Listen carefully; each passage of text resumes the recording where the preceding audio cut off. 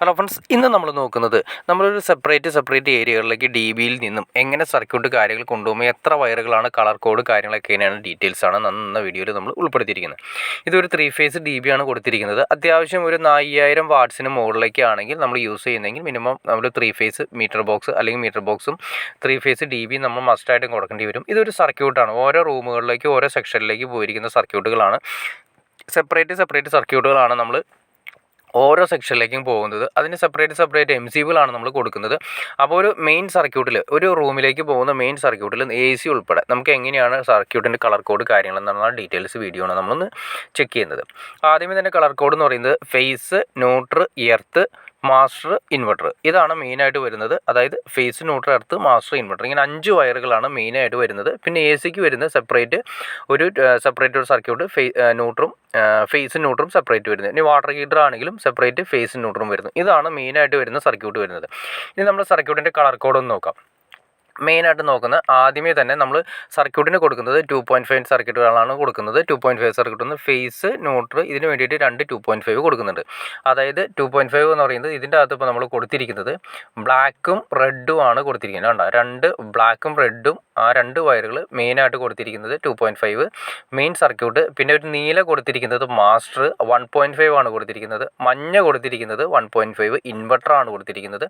പിന്നെ 1.5 ഗ്രീൻ കൊടുത്തിരിക്കുന്നത് എർത്ത്. ഇതാണ് നമ്മുടെ കോമൺലി ഉപയോഗിക്കുന്നത്. അതായത് ഫേസും ന്യൂട്രും റെഡും ബ്ലാക്കും നമ്മൾ കൊടുക്കുന്നത് 2.5 കൊടുത്തു. പിന്നെ അതിൻ്റെ എർത്ത് കൊടുക്കുന്നത്, അതായത് ഫേസ് ന്യൂട്രൽ എർത്ത് കൊടുക്കുന്നത് 1.5 ആണ് നമ്മൾ കൊടുത്തിരിക്കുന്നത്. ഗ്രീൻ കൊടുത്തു. പിന്നെ മാസ്റ്ററും ഇൻവെർട്ടറും 1.5 മതി. 1.5ൻ്റെ മഞ്ഞ ഇൻവെർട്ടറായിട്ട് കൊടുത്തു.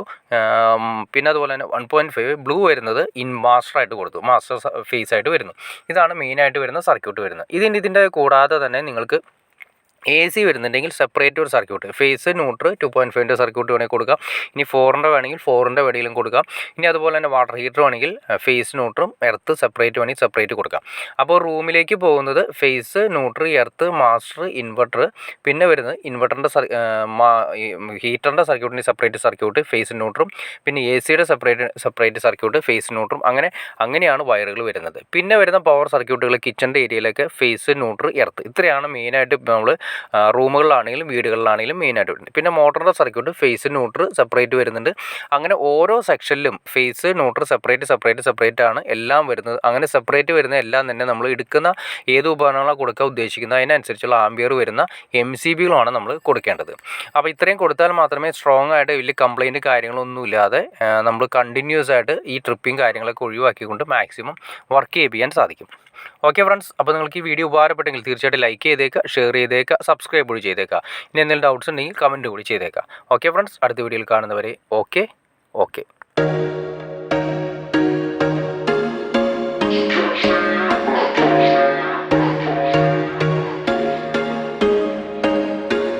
There was once a day that I would pray for you. I'd go and misbehave just so you'd notice too. Sneaking looks up and down from across the room.